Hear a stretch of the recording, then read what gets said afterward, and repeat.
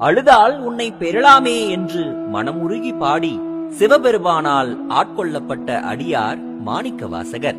பாண்டிய அரசனின் அமைச்சராக இருந்தவர் மாணிக்கவாசகர். அரிமர்தன பாண்டியன் இவரை பெரும் பொருள் கொடுத்து குதிரைகள் வாங்கி வர அனுப்பினார்.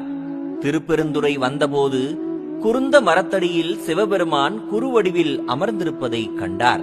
அவருடைய ஞான ஒளியில் கவரப்பட்ட மாணிக்கவாசகர் உலக மாயையை விட்டு சிவபெருமானையே தனது குருவாக ஏற்றுக்கொண்டார்.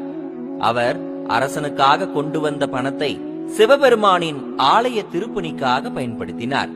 இவருடைய பக்தி பாடல்கள் மாணிக்கம் போல் இருந்ததால் சிவபெருமானே இவரை மாணிக்கவாசகர் என்று அழைக்கச் செய்தார். நரியை பரியாக்கிய அற்புதத்தை ஈசன் இவருக்காக செய்தார். அவர் அரசனிடமிருந்து வாங்கிய குதிரைகளுக்காக சிவபெருமான் பிட்டு மண் சுமந்தார். வைகை ஆற்றில் வெள்ளம் வரச் செய்து அதன் மூலம் அரசனுக்கு பாடம் கற்பித்தார்.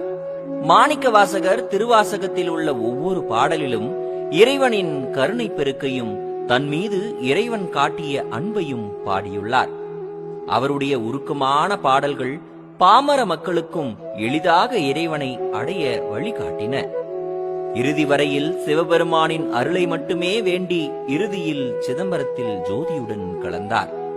திருவாசகத்திற்கு உருகாதார் ஒரு வாசத்திற்கும் உருகார் எனும் பேரு இவர் எழுதிய பக்தி அமுதாம் திருவாசகத்திற்கு உண்டு. வாழ்க வளமுடன்.